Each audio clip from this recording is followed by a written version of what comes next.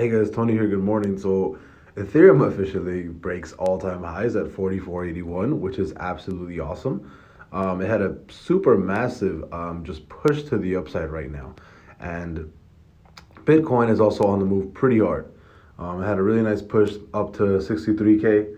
Um, it hasn't beat previous all-time highs. I do think that it will after closing the month of October bullish. I do think that we have officially started the real Bitcoin rally. So a lot of people were saying like, oh, it started like a month or two ago or blah blah blah. Like no, historically, Bitcoin starts a bullish rally or kind of like a bullish cycle when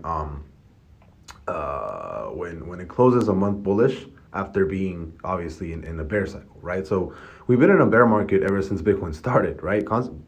Prices consistently gone up, and to be a little bit more technical on the monthly or on the weekly, you've never seen the 50 MA cross under the 200 MA. So technically, you were never in a bear market at all because price was still going up, and everything that you saw going downwards was essentially just a simple retracement, right?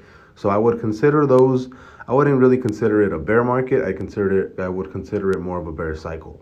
And we just closed the month of October bullish, and I want to. I mean, I'm not gonna say that everybody thinks that we're like in a super crazy bullish like cycle now.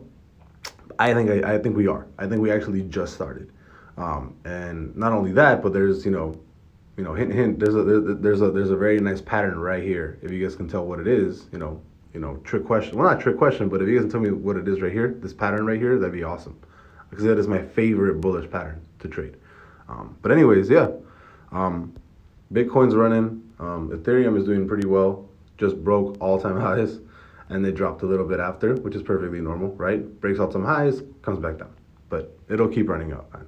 I'll see you guys later. Bye bye.